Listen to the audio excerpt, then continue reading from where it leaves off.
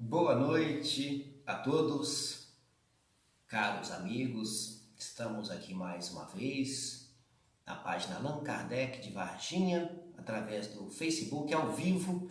São 8 horas em ponto, página do nosso querido Centro Espírita, 3 de outubro, aqui em Varginha, sul de Minas, para toda Minas Gerais, para todo o Brasil. Uma honra estarmos aqui mais uma vez para refletirmos sobre os ensinamentos do nosso Mestre Jesus sob a luz da doutrina espírita. Vamos iniciar nossa reflexão da noite, nossos estudos da noite, fazendo uma oração de abertura para que o nosso trabalho seja mais uma vez abençoado. Pedimos a proteção do nosso Mestre Jesus, de toda a espiritualidade, mentores do Centro Espírita 3 de outubro, que possam nos intuir, que possam nos acompanhar nessa reflexão, nesse estudo, para que a luz, a harmonia, a paz possa entrar e permanecer nos nossos corações nessa noite de hoje. E que sempre a gente possa almejar cada vez mais o conhecimento da doutrina do Mestre Jesus e colocarmos esse conhecimento em prática. Bom, gente, hoje nos coube o estudo do capítulo 26 do Evangelho segundo o Espiritismo. Dai gratuitamente o que recebestes gratuitamente.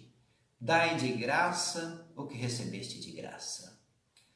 Interessante a gente começar a nossa reflexão com a passagem de Mateus, o evangelista Mateus, no capítulo 10, versículo 8.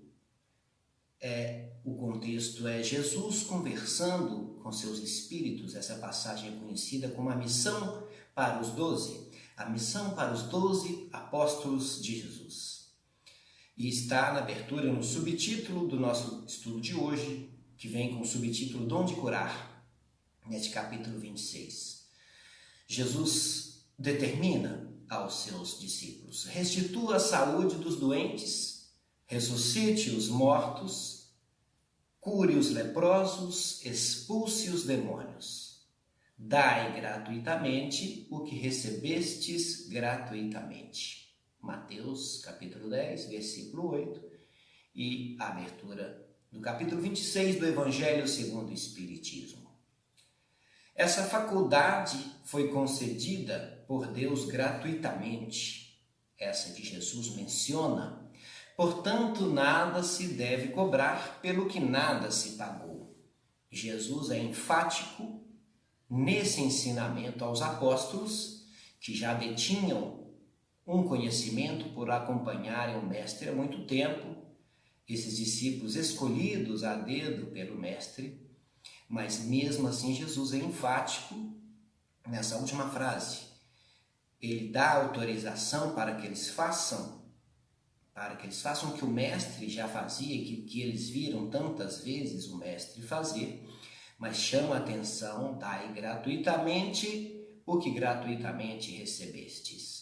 É bastante interessante a gente interpretar para os dias de hoje, que nós hoje todos somos discípulos do Mestre, somos apóstolos do Mestre. Então essa questão, por exemplo, ressuscite os mortos, a gente pode interpretar como a gente levar o conhecimento para aqueles mortos na ignorância, aqueles sem vontade de viver, na depressão, na ansiedade. O curar os leprosos também a gente pode interpretar, já trazendo para os dias de hoje, como no sentido de nos purificarmos e purificar a quem nos rodeia, o nosso próximo. A lepra à época era também um sinônimo de impureza, era associada àqueles que tinham a lepra, eram associados a dívidas com o Senhor desde o Antigo Testamento. Dívidas essas que nós todos temos hoje devido às nossas imperfeições. Então, curar os leprosos nesse sentido também, de nos curarmos dos vícios que dominam que dominam as nossas virtudes e ofuscam as nossas virtudes. E quem tem essa aptidão, essa competência, todos nós a temos, a gente deve fazer sempre da forma que Jesus nos ensinou, gratuitamente, porque recebemos isso gratuitamente. Então, bastante interessante a gente ter isso na nossa consciência. O segundo subtítulo desse capítulo 26 fala das preces pagas. Jesus chama atenção em relação aos publicanos, que sob o pretexto de longas preces devoram as casas das viúvas. Jesus chama atenção, conversando com seus discípulos, que esses publicanos terão uma condenação mais rigorosa, por eles terem o conhecimento das leis. Então a responsabilidade é sempre maior. Qual o sentido de pagar por uma prece ou receber por uma prece? Allan Kardec, na codificação, nesse capítulo, chama atenção para isso, porque a prece é um ato de caridade, um impulso do coração e do sentimento. Então, qual é o sentido de quem paga e de quem recebe? Nenhum. Não há sentido para isso, apesar de ainda ocorrer coisas semelhantes nesse sentido, pois Deus não vende os benefícios que concede. Então, por que o ser humano, que não pode garantir o resultado do pedido, da prece, por que o ser humano cobra isso? Cobra por isso. É bastante intrigante isso e sem nenhum sentido. A razão, o bom senso, a lógica dizem que Deus, a perfeição absoluta, não pode delegar a criaturas imperfeitas como nós, como os seres humanos, de colocar preço, de pôr preço em sua justiça. O ser humano pôr preço na obra de Deus. A prece, ela é movida pela fé, pelo fervor, pela sinceridade na qual é feita, da forma que ela é feita. No ardor do coração, como diz Allan Kardec, no sentimento puro que brota no coração. A gente pode até fazer uma prece para outra pessoa, desde que no ardor, na pureza do nosso sentimento, do nosso coração, o que inviabiliza qualquer forma de troca, de recompensa pecuniária, né? Não há lógica no nosso entendimento hoje, que é bastante claro sobre essa questão. É bom também, para entendermos esse capítulo 26, dai gratuitamente o que recebestes gratuitamente, a gente fazer uma comparação, dar um pulinho no Livro dos Espíritos, lá nas leis morais. Na primeira lei, que fala da lei da adoração, ela também tem uma parte sobre a prece. No item 658, Kardec pergunta aos espíritos: a prece é agradável a Deus? A resposta dos espíritos é: a prece é sempre agradável a Deus quando realizada de coração. O que manda é a intenção. Como disse, a prece tem que ter fé, fervor, sinceridade, objetividade. Não despejar dezenas, centenas de palavras sem sentido e sem você estar conectado com o que você está dizendo. Por isso que a prece pode ser até mental, silenciosa, depende do seu envolvimento sentimental, a sua sinceridade com a prece. A prece é um socorro que nunca é recusado, quando pedido, quando feita com sinceridade. Pois a prece sincera, ela atrai para nós os bons espíritos que vão nos dar forças para superar os obstáculos da nossa vida, da nossa existência. A prece pode até não mudar, porque ela não muda os desígnios de Deus. A prece não muda os desígnios de Deus, mas ela pode, como nos ensina Kardec na questão seguinte, ela pode aliviar a nossa amargura, a dor e o sofrimento que momentaneamente atravessamos. Daí a conclusão da importância da prece. a prece. Tanto a gente, nas nossas reuniões, nos nossos estudos, sempre iniciamos com uma prece e terminamos com uma prece e procuramos fazê-la com a maior sinceridade possível, com a maior objetividade possível. Então, essa questão sobre a prece.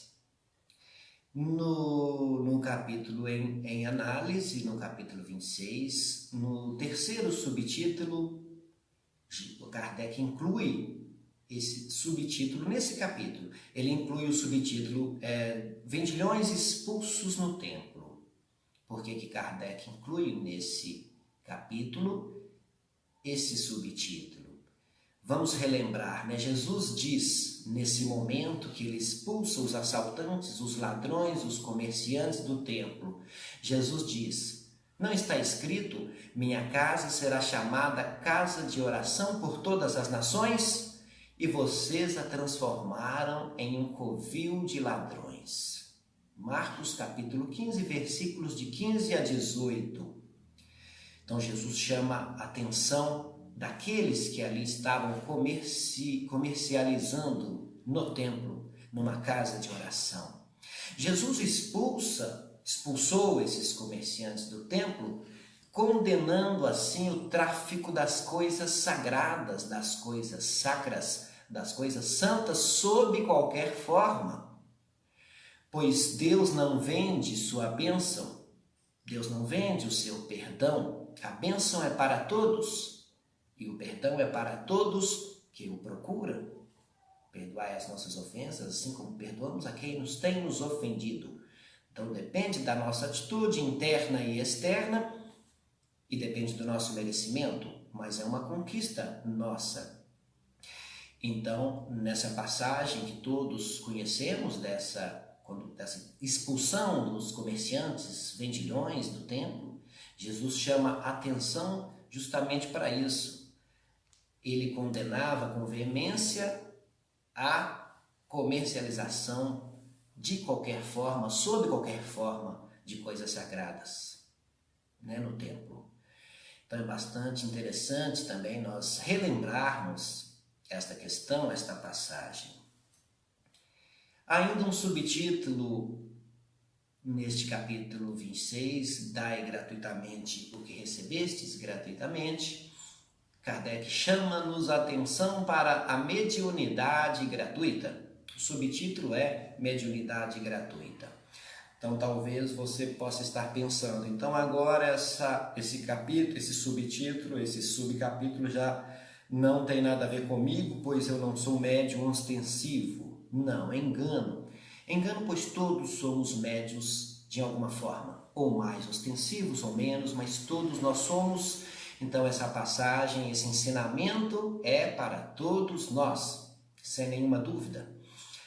Os médiuns de hoje, os médiuns modernos, como também os apóstolos o foram, médiuns muito ostensivos, de cura, de psicografia, psicofonia, de todas as formas, os médiuns de hoje modernos receberam um dom, uma faculdade divina de serem intérpretes, intermediários dos espíritos para instruir os homens, não para vender, comercializar palavras que não são suas, não são do médium, não pertencem ao médium, não pertencem aos homens, pertencem aos espíritos que comunicam a espiritualidade. A mediunidade também não é um privilégio, se encontra em toda parte e em todos nós, como eu acabo de dizer. Para se alcançar a assistência dos bons espíritos, dos espíritos sérios, são necessárias algumas condições. São necessárias algumas condições, alguns atributos, algumas prerrogativas, como nos esclarece Kardec. Humildade, dedicação e principalmente desinteresse moral e material. Principalmente desinteresse moral e material. E esse desinteresse é que nos conecta, nós, todos médiuns, à espiritualidade superior, à espiritualidade de luz, aos bons espíritos. A mediunidade séria não pode ser e não será jamais uma profissão. A mediunidade não é uma profissão, não é um meio de vida. A mediunidade não é uma arte, não é um talento. A mediunidade só existe pelo concurso dos espíritos. A mediunidade é uma concessão da espiritualidade. A própria palavra concessão já nos leva a entender que é algo que nós temos e podemos usufruir, mas pode ser cortada, pode ser retirada, porque não depende de nós, depende da espiritualidade. Daí a gente pode chegar a várias conclusões, como, por exemplo, explorar a mediunidade é dispor de algo que não é nosso, é dispor de algo que não é seu. A mediunidade é uma missão muito importante, é uma missão de muita responsabilidade, Por isso que ela é totalmente contrária à mediunidade séria, totalmente contrária a questões comerciais, financeiras, promocionais. Por isso esse subtítulo deste capítulo Dai de graça o que recebestes de graça, esse subtítulo é mediunidade gratuita. Esse subtítulo já nos dá o conteúdo que Kardec nos expõe por instrução dos Espíritos nesse capítulo. Falando de Jesus e seus apóstolos, eles nunca cobraram absolutamente nada pelas curas que fizeram. Nunca cobraram nada por nenhuma assistência ou ensino que ministraram. Quantos milagres de Jesus para pessoas pobres, pessoas ricas, pessoas de classe social mais baixa ou classe social mais alta. Jesus curava sempre quem tinha esse merecimento e quem o procurava com fé, com sinceridade e que já estava no momento certo de ser curado. Curou pobres, leprosos, cegos, curou também pessoas mais abastadas, como o senador Públio Lentulus, um cidadão romano, em que ele cura a filha Flávia, que sofria de lepra. Então Jesus sempre mostrou isso, exemplificou isso aos apóstolos de fazer isso tudo pela caridade, pelo amor ao próximo. Então essa questão já fica clara para nós. Allan Kardec, nesse capítulo, ele também nos dá cita o Livro dos Médiuns no seu capítulo 28, para nos complementar esse conhecimento. A respeito dessa mediunidade gratuita. Dando um pulinho lá no Livro dos Médiuns, Kardec vai falar sobre o charlatanismo e o ilusionismo, infelizmente, que existe por aí. Kardec assevera, Kardec diz, não há charlatanismo desinteressado. Ou seja, se existe uma mentira, uma farsa, existe um interesse indevido por trás disso. Existe um interesse nefasto por trás disso. Infelizmente, existem os médiuns interesseiros, com interesses financeiros, ambições pessoais, fama, amor próprio, orgulho, que afastam os bons e sérios espíritos. Se afastam desse médium, que a mediunidade é feita no ardor do coração, ela é gratuita, porque ela tem que ser feita para o próximo com caridade, com amor, como ensinou e exemplificou o Mestre Jesus.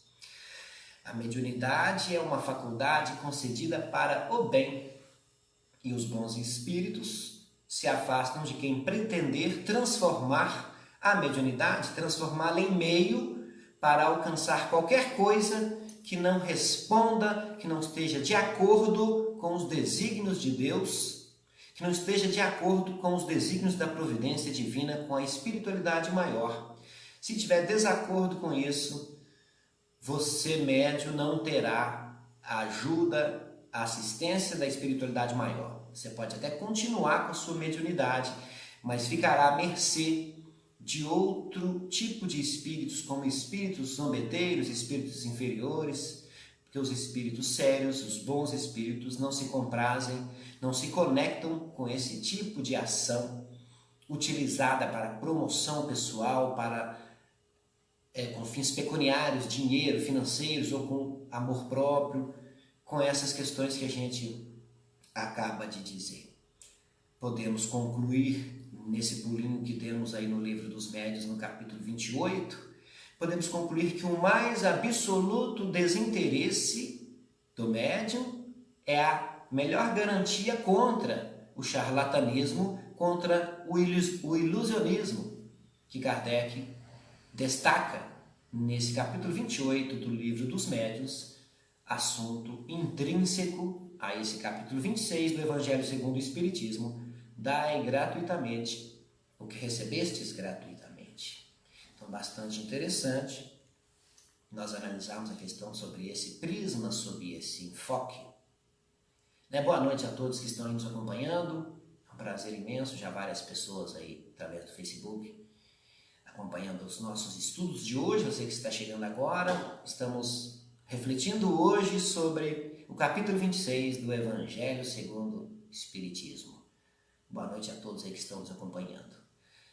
Vamos continuar na nossa reflexão, no nosso estudo.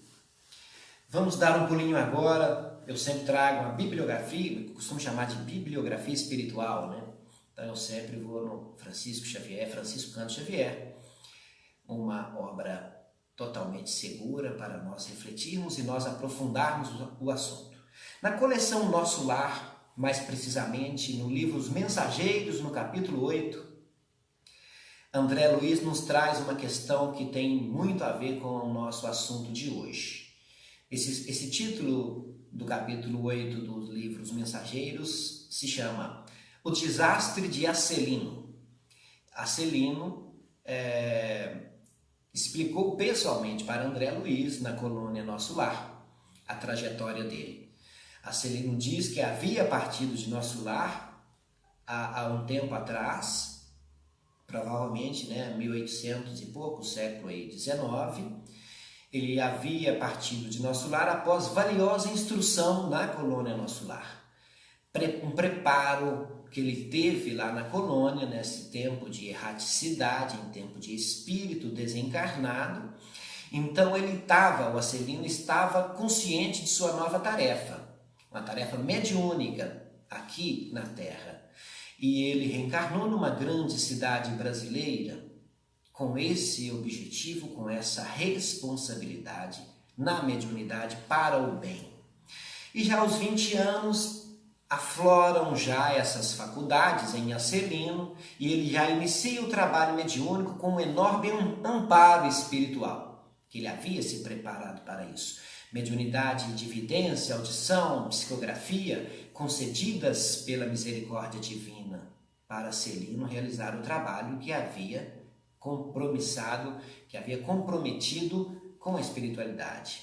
Contudo, Acelino transforma suas faculdades mediúnicas em fonte de renda material, em benefício próprio. Em vão, seus mentores espirituais, os mentores de Acelino, tentam reconduzi-lo ao caminho certo, aconselhando com veemência. Os trabalhadores encarnados da doutrina espírita, amigos de ideal, companheiros de ideal, também tentam com Acelino trazê-lo de volta aos trilhos da luz, do caminho certo, mas Acelino não faz dessa forma, chegando até a zombar do Evangelho de Jesus, chegando a zombar do Evangelho. Mas como sempre acontece e vai acontecer com todos nós, como já aconteceu muitas vezes, a morte chega. O desencarne chega, e assim chegou para Acelino, e arrancou-lhe a fantasia, e arrancou-lhe a ilusão.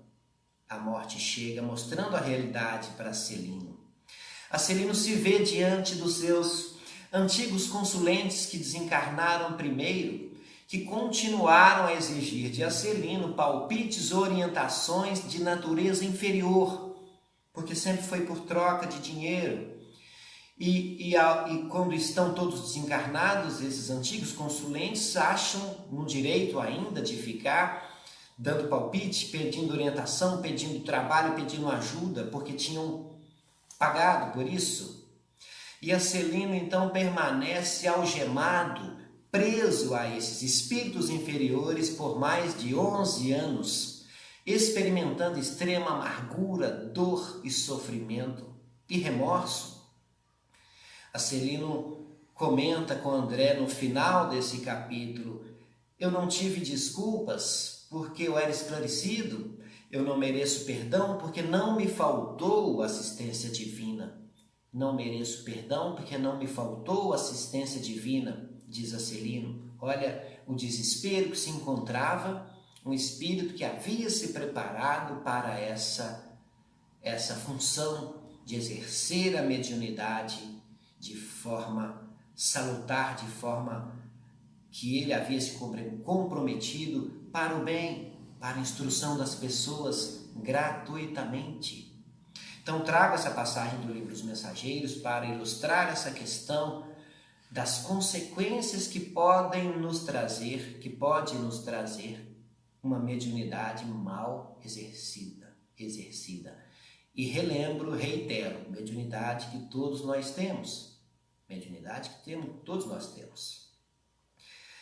Vamos falar um pouco sobre outras questões para ilustrar essa gratuidade que deve existir e é necessária. Vamos lembrar de Chico Xavier, né? Francisco Cândido Xavier, o maior médium conhecido da nossa doutrina espírita, que nos deixou quase 500 livros, 500 obras.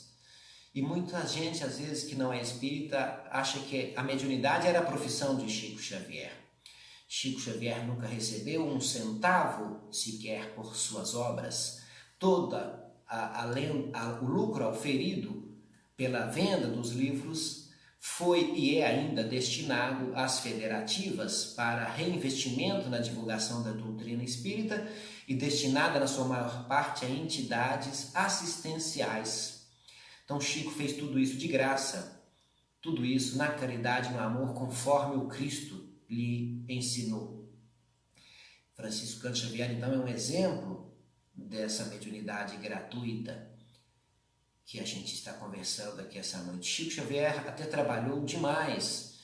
Só no último emprego, ele teve pelo menos 4 que são catalogados, mas o último, que é o mais conhecido, na Fazenda Modelo, em Pedro Leopoldo, onde ele se aposentou. Francisco Cândido Xavier trabalhou pelo menos 32 anos como escrevente, como datilógrafo, na Fazenda Modelo, em Pedro Leopoldo. Quando ele se muda para Uberaba, aí ele já estava aposentado, viveu mais ou menos a mesma quantidade, né, de metade em Pedro Leopoldo e a metade em Uberaba. Mas trabalhou muito e deixou-nos esta obra maravilhosa de psicografia, essa obra que é base dos nossos estudos hoje e será por muito tempo, em conjunto com as obras básicas do nosso codificador Allan Kardec. Falando nessa gratuidade que a gente deve operar, deve trabalhar nessa gratuidade daquilo que a gente recebe de graça, não podemos deixar de falar de Paulo de Tarso. O Paulo de Tarso, apóstolo dos gentios, um dos responsáveis da palavra do Cristo, dos evangelhos do Cristo terem chegado a todo mundo como chegou. Paulo era um doutor da lei, era um cidadão romano. Contudo, após a sua conversão ao cristianismo, após a famosa visão do Cristo na estrada de Damasco, Paulo abandona as honras e regalias do Sinédrio. E nos seus mais de 22 anos de viagens e pregações, da Boa Nova do Cristo, divulgando a Boa Nova do Cristo, ele sempre se manteve como tecelão, sempre arcando com as suas despesas pessoais, sempre arcando com as suas próprias despesas. Há uma passagem em que Barnabé, levita, também um cristão bastante conhecido, levita natural da ilha de Chipre, um dos líderes da igreja primitiva, da igreja cristã primitiva, ele foi pessoalmente até Tarso, a cidade de Tarso, para convidar Paulo para juntos dirigirem a igreja, a Casa do Caminho de Antioquia, na Síria. E Barnabé então vai até Tarso para fazer esse convite a Paulo. Paulo aceitou o convite, ficou satisfeito, mas colocou uma condição para ir com Barnabé, dirigirem juntos essa igreja de Antioquia. Ele colocou a seguinte condição: eu vou continuar me mantendo com o meu ofício de tecelão, vou trabalhar o que for preciso durante o dia, no final da tarde, à noite, a gente vai para os trabalhos da Boa Nova do Cristo, vamos pregar onde for preciso na igreja ou onde for preciso na cidade de Antioquia. Barnabé, claro, aceitou e assim foi feito. E por um ano, aproximadamente, de mais de 22 anos que a gente conhece da pregação das viagens de Paulo de Tarso, aproximadamente por um ano, ele e Barnabé dirigiram essa Casa do Caminho em Antioquia, na antiga Síria. E foi nessa ocasião, interessante esse dado, que pela primeira vez os discípulos da Casa do Caminho foram chamados de cristão. Pela primeira vez, esses discípulos foram denominados cristãos. Um bom tempo depois, que a época do Cristo eram conhecidos, como os homens do caminho, a Casa do Caminho, esses seguidores do jovem Messias que acabara de trazer ali aos judeus e a todos que puderam ouvi-lo a boa nova, os ensinamentos novos que modificavam muita coisa do Antigo Testamento, como muitas questões que a gente já falou aqui, como as questões de um Deus de amor, de um Deus de perdão, de um Deus de misericórdia.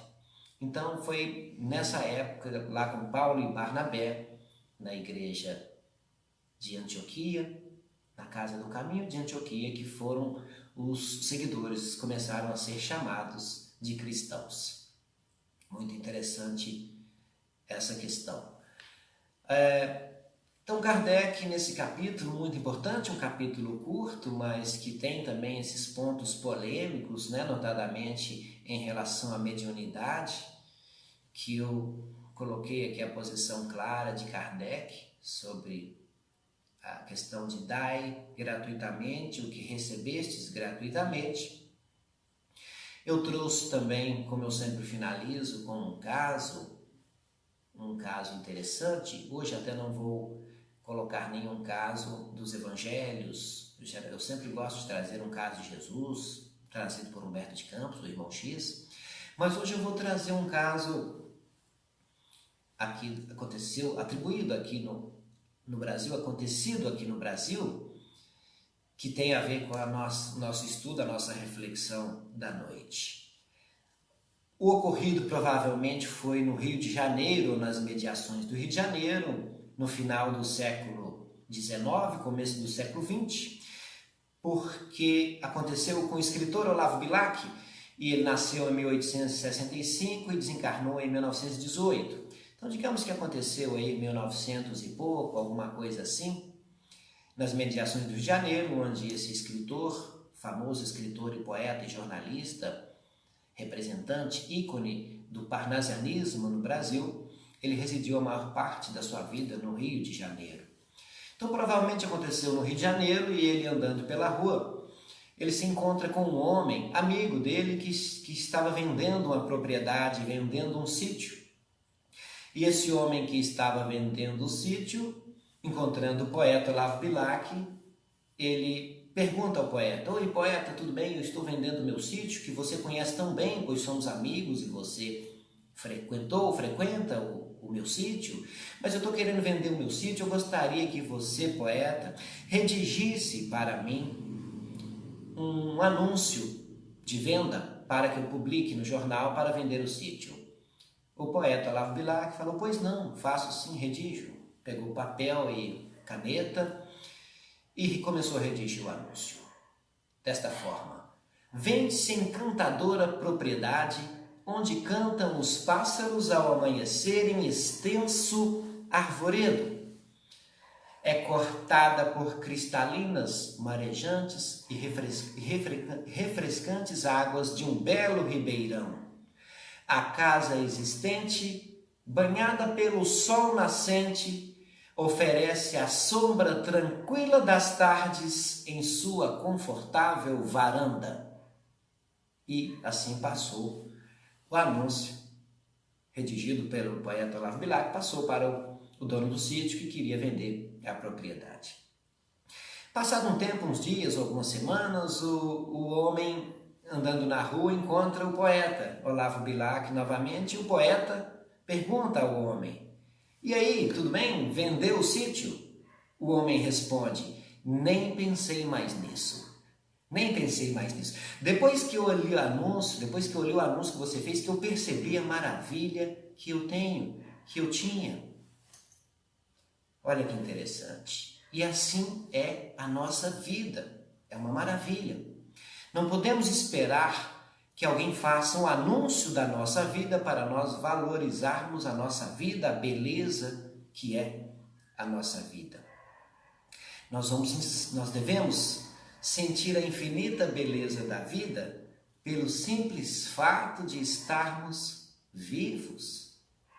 Simples fato de estarmos vivos já nos concede esse sentimento da beleza da nossa vida. Deus nos dá a vida para sermos felizes a cada segundo, a cada momento. Em tudo dai graças, porque é a vontade de Deus em Cristo Jesus para convosco. Em tudo dai graça. Dizia já na primeira carta de Paulo aos Tessalonicenses, capítulo 5, versículo 18. Em tudo dai graças. Então a gente encerra a nossa reflexão dessa noite com esses dados, essas informações, para que a gente possa passar para o próximo, para os nossos irmãos, tudo aquilo que a gente puder, não só em termos de mediunidade, todos os nossos gestos, atitudes, as nossas ações, poder fazer sempre da melhor forma possível e fazer na caridade, no amor, sem esperar nenhuma recompensa, porque é assim que a gente vai caminhar nas pegadas luminosas do Cristo, rumo à nossa plenitude, rumo ao conhecimento, para do conhecimento chegarmos à sabedoria e galgarmos sempre um espaço, um lugar mais iluminado para as nossas existências. Já erramos muito, não é hora de errar mais, vamos chamar a nossa consciência, vamos trazer a nossa consciência para trabalhar e nos mostrar o que a gente já aprendeu no plano e costumamos chegar aqui na Terra e esquecer tudo. Então vamos ouvir a nossa consciência, que nós já sabemos, com certeza, eu sei, você que está aí me vendo, me ouvindo, nós sabemos o que é certo. As leis de Deus estão na nossa consciência.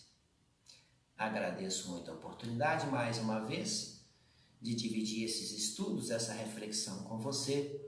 Deixo aqui meu boa noite a todos que estão nos acompanhando, que compartilharam nas redes sociais, no Facebook, no YouTube, e fico muito honrado de poder ter participado com vocês mais uma vez dos estudos da noite. Vamos encerrar o nosso estudo e falamos praticamente 40 minutos, graças a Deus, com a bênção de Deus. Vamos encerrar então os nossos estudos, a nossa reflexão com uma oração de encerramento. Agradeço a nosso Mestre Jesus, agradecemos a toda a espiritualidade, a oportunidade de refletirmos mais uma vez sobre os ensinamentos do Mestre. Que a sua luz, a sua paz e a sua harmonia possam estar presentes em nós, hoje e sempre, e cada vez mais nos possibilitar sempre caminhar, sempre subir, sempre galgar junto às pegadas do Mestre, escolhendo o caminho certo, junto com o Mestre, caminhando para nós. Assim seja. Obrigado. Fiquem com Deus e uma boa noite a todos.